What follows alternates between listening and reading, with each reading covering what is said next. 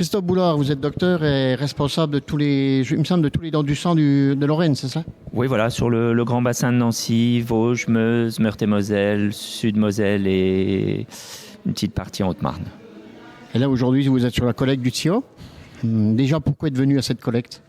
Alors, je suis venu parce que je connais bien Philippe et c'est aussi l'occasion de discuter avec lui.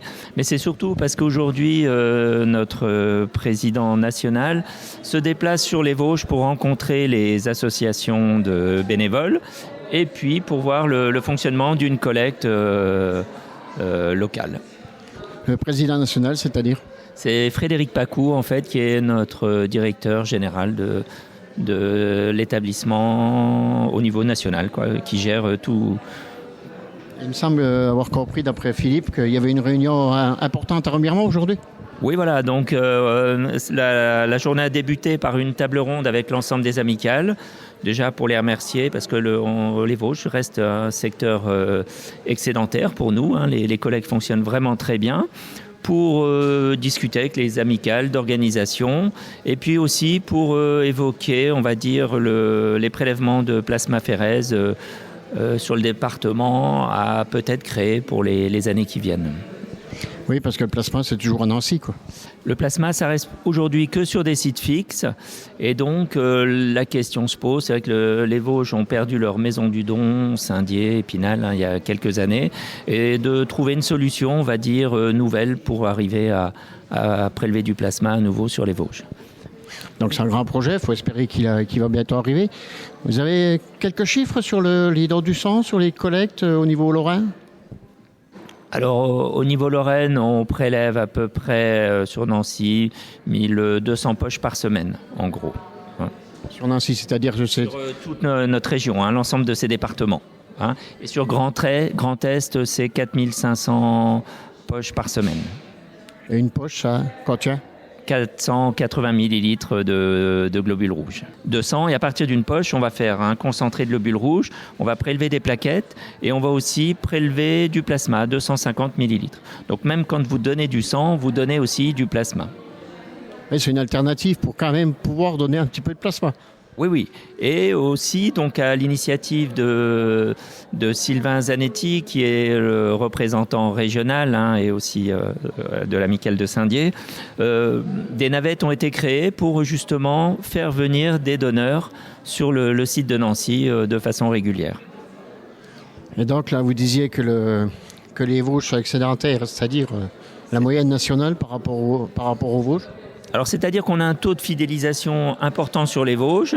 Et quand je dis excédentaire, je comparais par rapport à l'année précédente, où sur Grand Est, on a perdu, on va dire, 2% de prélèvement, alors que sur les Vosges, on est presque à 2% de plus par rapport à ce qu'on avait réalisé en 2024. Et c'est suffisant? Il en faudrait plus?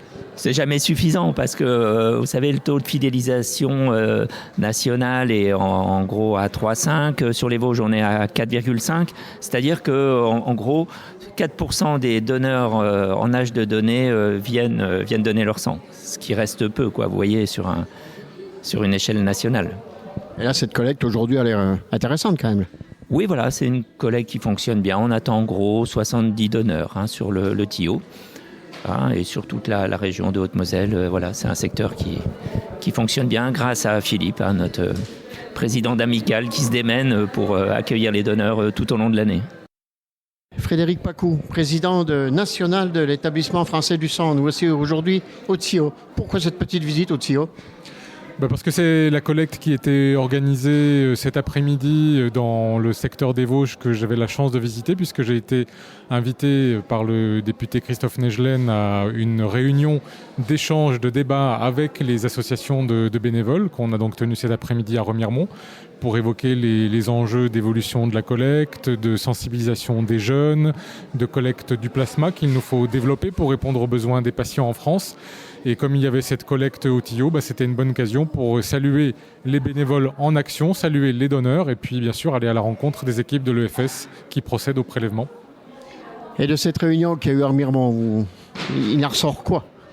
il en ressort une très très belle énergie et de belles idées pour faire avancer les causes du don du sang et de plasma.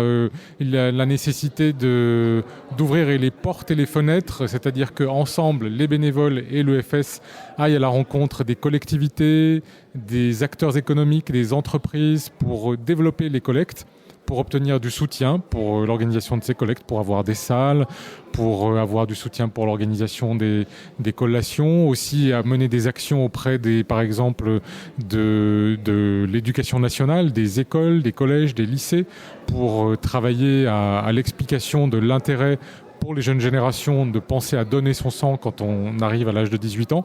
Ce sont des choses qui se préparent et tout ça est travaillé en relation avec les bénévoles.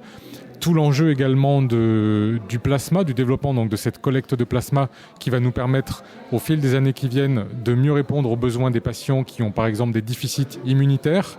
Et c'est grâce au plasma qui permet de développer les médicaments composés d'immunoglobulines qui permettent de soigner ce déficit immunitaire qu'on va pouvoir répondre aux besoins des patients. Et pour ça, il faut développer une collecte qui aujourd'hui se fait en maison du don. Et donc les Vosgiens qui veulent donner leur plasma, ils doivent aller jusqu'à Nancy ou à Colmar. Et Sylvain Zanetti, qui est le président du comité régional Lorraine-Champagne-Ardenne pour les bénévoles du don de sang, organise par exemple des collectes, des navettes qui amènent les donneurs vers les collectes de Nancy et de Colmar régulièrement. Et donc c'est un très bon exemple qu'on peut déployer davantage dans la région.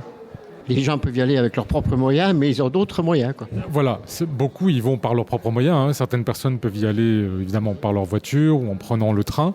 Mais en plus, il y a tout ce que les associations peuvent faire pour accompagner les donneurs dans ce trajet. Ouais. Au niveau national, comment se porte le don du sang ?